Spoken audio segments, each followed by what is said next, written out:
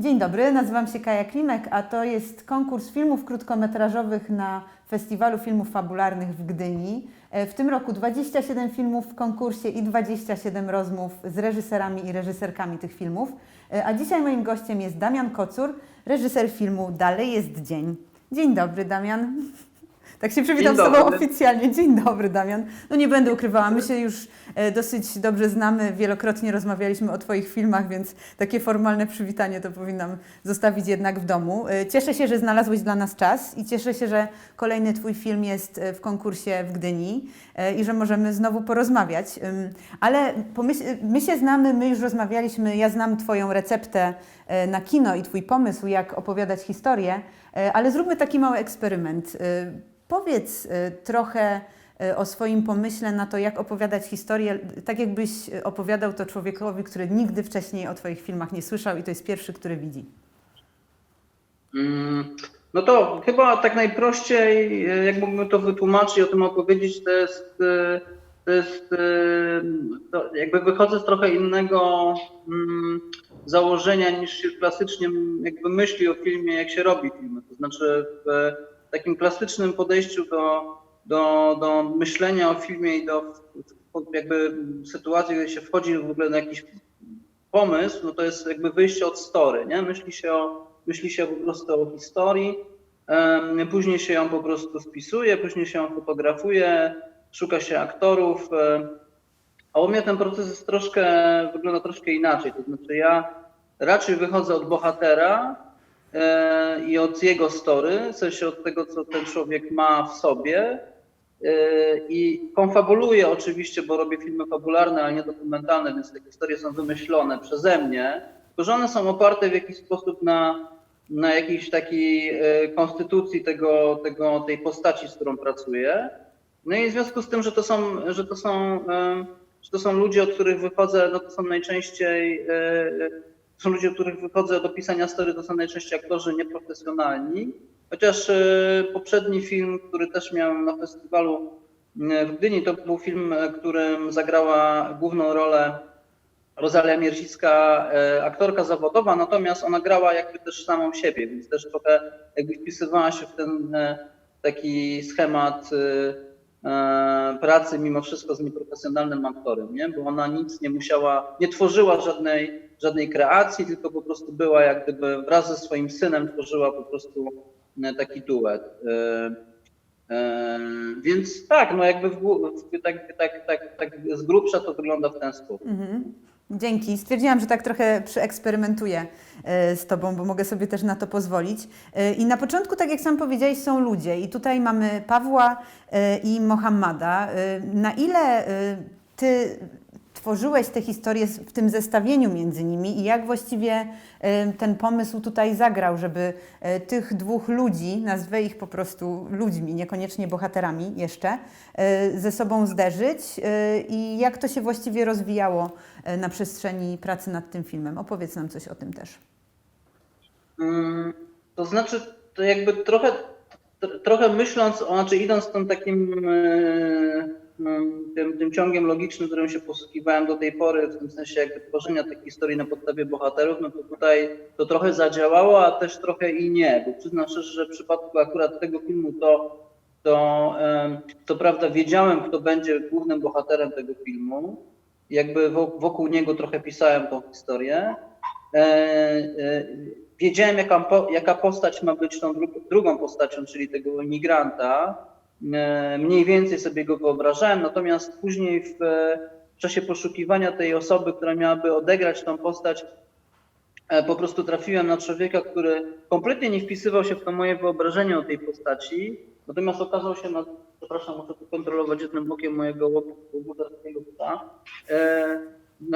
na tyle no był on inny od tej postaci, którą sobie wymyśliłem, natomiast miał na tyle ciekawe swoje jakieś takie story i swój życiorys właśnie, który też jakby wplotłem w fabułę tego filmu, więc trochę to było tak, że wykorzystałem taką sytuację życiową i emocjonalną Pawła, czyli pewnego rodzaju izolacja, osamotnienie, któremu towarzyszy. Wrzuciłem go w kompletnie inną jakby zawód, bo on nie pracuje jako przewoźnik na promie. Natomiast taki jego stan, taką obecność psychofizyczną do tego wykorzystałem, a Mohameda wykorzystałem historię, jego pochodzenie, czyli Palestyna, czyli Betlejem, czyli gdzieś jakiś, on był zraniony w czasie jakiegoś tam postrzału przez izraelskie wojsko i to się wszystko znalazło jak gdyby w filmie, nie? Czyli jakby trochę takie dwa porządki, fikcyjną zupełnie story z jakimiś prawdziwymi historiami bohaterów połączyłem. Dopytam też o to miejsce, bo to jest bardzo jednak charakterystyczne, czym zajmuje się Paweł, czyli przewożenie ludzi i pojazdów przez rzekę. Skąd w ogóle ten pomysł? Czy ty gdzieś natknąłeś się na takie miejsce i to zadziałało, czy właściwie jakaś metafora tutaj była pierwsza i później w drugą stronę? Jak to tutaj działało w tym kontekście?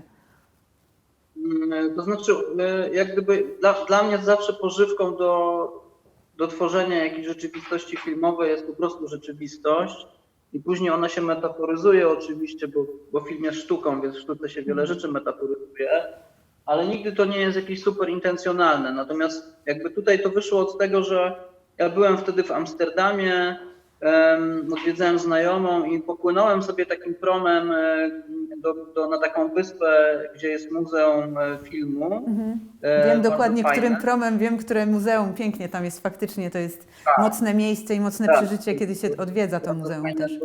to tak, super instytucja. No i pamiętam, że po prostu tak sobie płynąłem tym promem i taki szczegół zwrócił moją uwagę, to znaczy taka halogenowa lampka, która świeciła po prostu jakby na tym promie i jakby to światło było o tyle po prostu charakterystyczne, że ono po prostu gdzieś było w takich strugach deszczu i gdzieś mi się ta woda i to światło i ten prąd skojarzyły z takimi obrazkami po prostu tych nieszczęsnych prób dotarcia na europejski kontynent przez imigrantów gdzieś na jakichś po prostu skleconych na prędce łodziach dziurawych i tych takich obrazów, kiedy te rescue teams ich wydobywają po prostu właśnie przy świetle takich lampek. Gdzieś to światło było takim dla mnie czymś, co było pierwszym jakimś takim skojarzeniem.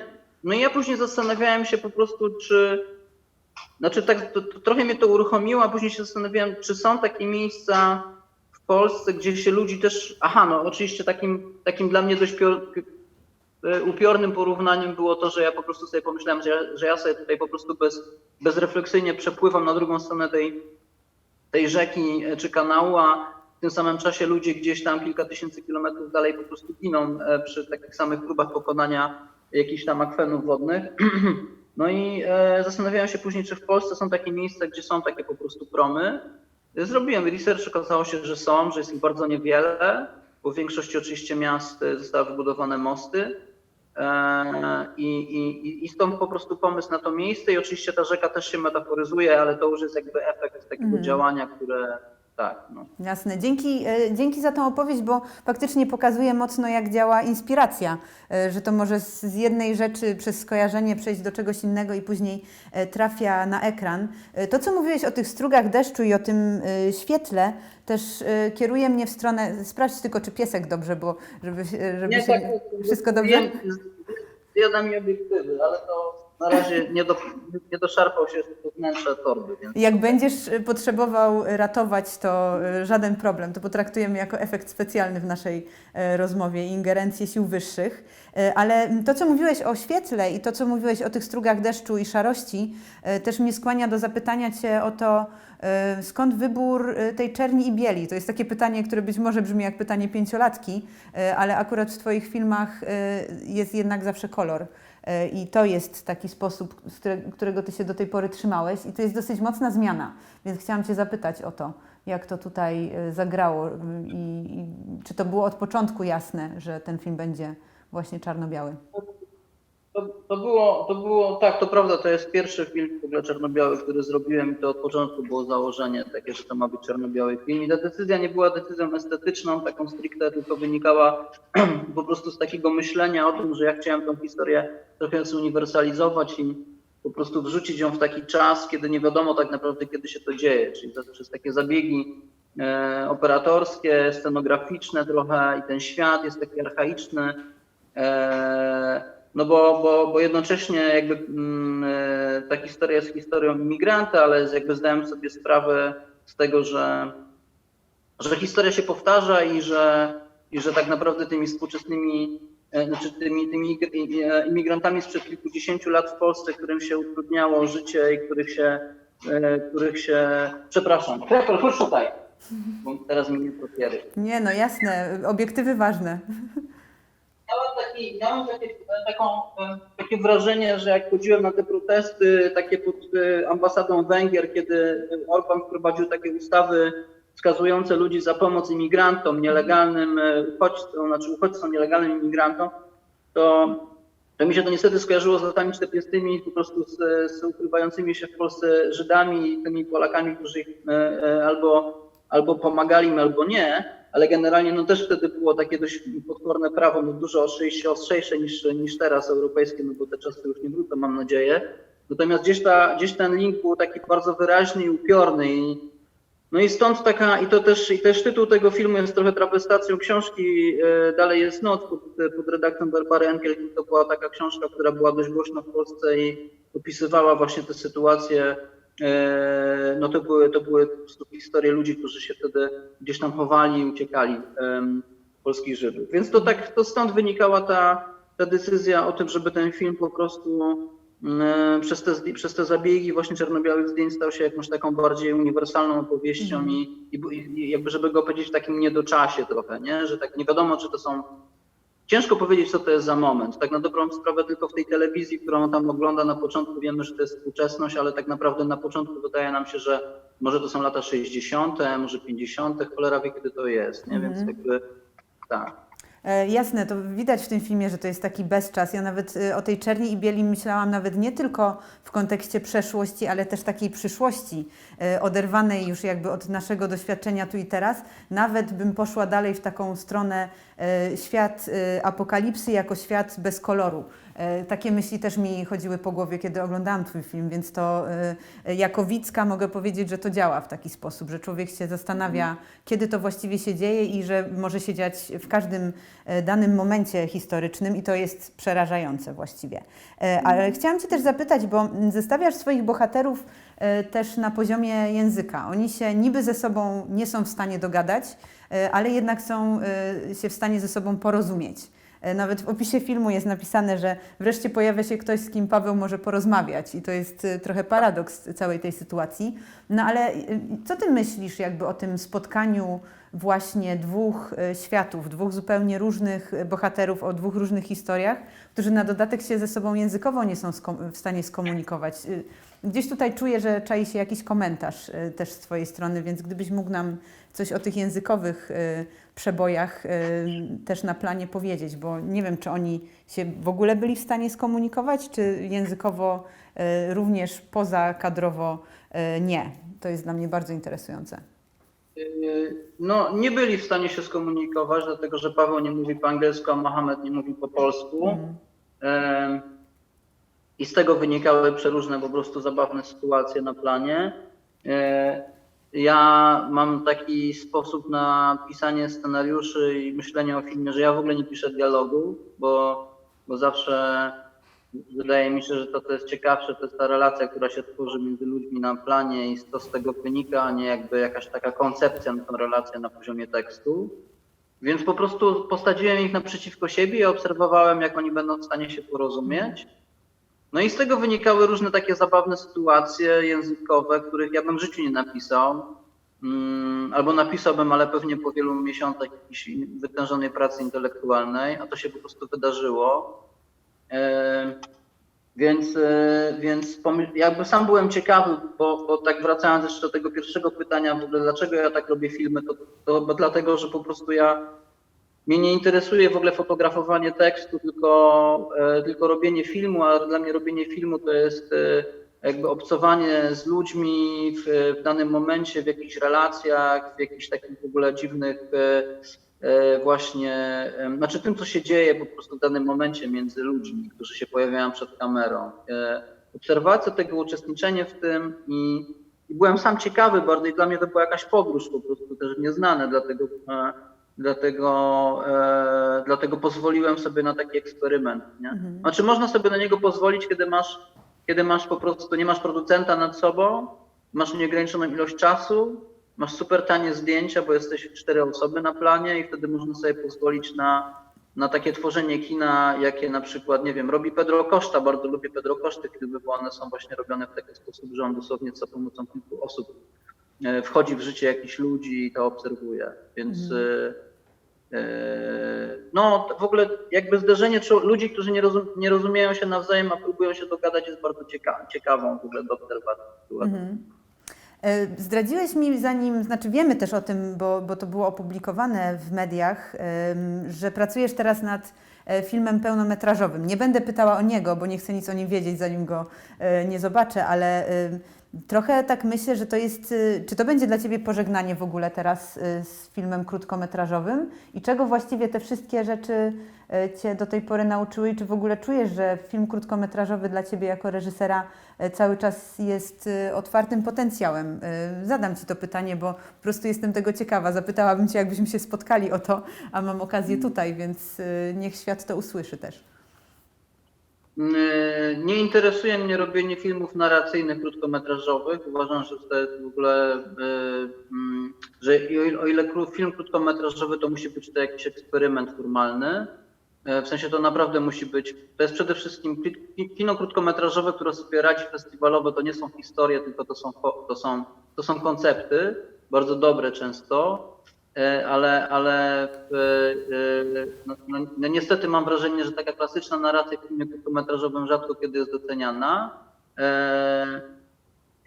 Nie chcę robić właśnie dlatego narracyjnych tylko filmometrażowych, bo on jakby mam wrażenie, że to niewiele mi dało. W sensie, znaczy mnie osobiście tak, bo się nauczyłem pracy, bo ja nie jestem reżyserem z wykształcenia, więc jakby ten cały warsztat poznałem w trakcie po prostu realizacji tych filmów. Więc jeśli będę robił film, a mam pomysły na filmy krótkometrażowe, to będą formy eksperymentalne. Nie wideo ale po prostu takie nienarracyjne do końca formy, nieklasycznie narracyjne formy krótkometrażowe. Jakie mam doświadczenie jeszcze zrobienia filmów krótkometrażowych? Ano takie, że mimo tego, że wiesz, udało mi się tych filmów zrobić trochę i trochę nagród pozdobywać, to jakby nic mi to kompletnie nie dało. W sensie ciężko mi jest w ogóle zrealizować pełnometrażowy film, bo co prawda wspomniałaś o tym, że będę coś robił, ale ja tych projektów mam naprawdę kilka i jakby ciężko mi jest kogokolwiek tym zainteresować, mimo że takie głosy z zewnątrz są takie, że są bardzo dobre rzeczy, ale widzę, że po prostu nie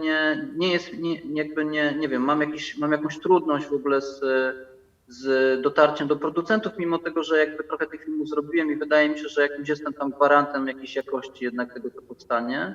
Okazuje się, że te filmy krótkometrażowe nic nie dają. No, wydaje mi się, że Polska nie jest dobrym krajem do recepcji w ogóle kina krótkometrażowego. W Europie Zachodniej to działa dużo lepiej. Tam producenci, którzy interesują się reżyserami, bardzo bazują na tym, co oni do tej pory zrobili w formach krótkometrażowych. W Polsce to nikogo nie interesuje. To znaczy mam wrażenie, że tutaj się bardziej opłaca zrobić jeden zły, długi film niż 3 bardzo dobre, krótkie. W sensie w takim wymiarze jak gdyby powiedzmy kariery, branży i tego wszystkiego, co ci pozwala później robić dalej filmy. Więc ja jestem trochę zmęczony. Nie użyłbym słowa, że się wypaliłem, bo to raczej nie, ale po prostu ilość pracy włożona. Kiedyś pamiętam, że Jagoda Szelsk powiedziała coś takiego, co mnie trochę zainteresowało i pomyślałem, że ciężko się z tym nie zgodzić, że praca przy krótkometrażowym filmie jest dużo bardziej obciążająca niż przy pełnometrażowym. Że jakby dużo więcej funkcji trzeba spełnić pracując przy takim filmie, że to wymaga dużo większego zaangażowania, bo po prostu jest mniej środków i trzeba wszystko robić samemu. Więc naprawdę już mam dość. Nie? Już zrobiłem 7 tych filmów i wydaje mi się, że to już jest to, że to już jakby na razie to tyle. Ja mogę tylko powiedzieć z tej perspektywy, w której teraz jestem, że się cieszę, że ten film i tak będzie oglądany, w sensie, że powstał i że my go oglądamy tutaj na festiwalu w Gdyni, że będzie miał też kontakt z publicznością, bo to jest bardzo mocna i bardzo ciekawa historia. Ja nieprzerwanie trzymam za Ciebie kciuki i wierzę, że to się będzie układało jak najlepiej i że zobaczymy Twój pełny metraż już wkrótce. Musimy niestety kończyć, bo formuła nam na to wskazuje, ale wierzę, że już wkrótce porozmawiamy znowu i że to będzie też na jakiejś pozytywnej nucie. Tego Tobie życzę i sobie też i w ogóle Dziękuję. dziękuję Ci bardzo, że znalazłeś czas dla nas. Aż bardzo miło było porozmawiać. Do zobaczenia. w takim Dzięki razie. Damian, cześć. Zdrowia. Zdrowia, pa.